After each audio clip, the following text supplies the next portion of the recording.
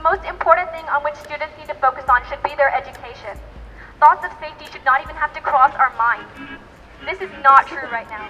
If adequate changes are not made, the university is ultimately failing at its number one job, to keep its students safe.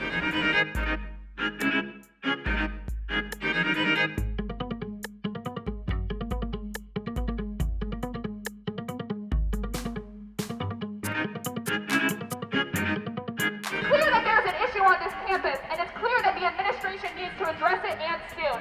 Be working through that, bring the working group together to have facilitated roundtable conversations where these are the issues that they'll be discussing and coming up with recommendations. So they need to do the work. Who do we need to talk to? Who needs to be involved in this? Who's directly affected? How do we get them to the table? Instead of just, oh, it's up to the students. If they want to join, they can join. As we said in yesterday's announcement, anyone who wants to participate can sign up and they will be involved.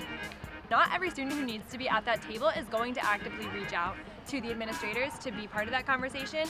This past November 10th at 2 p.m., students at American University walked out of their classroom to make a stand against sexual violence and administrative ignorance. They've had enough of the university ignoring sexual violence and the issues on this campus. I think back to the fear of living on campus for the first time and being away from home, being away from my safety net, and just the fear of that in general, to add what's going on right now on top of that, it's heartbreaking. It can't only be this, we can keep moving on and keep building community. I never knew how many people this sexual violence truly affected. I felt very alone in my story. I felt very isolated. And I think one of the big points of a walkout like this is to show that we're not alone and that we all stand here together. Now I want to make it clear that this is not a one-time incident. This is a recurring problem at AU. Individuals that are under investigation are being moved to better dorms and have the ability to reoffend because they are not, women are not being protected when these people are being moved to better dorms, and a lot of the times they're not even moved from the dorms where they commit these crimes. There's a lot of work that needs to be done in making sure that students' wellness, students' priorities, and students' safety is not only being addressed, but being elevated at American University.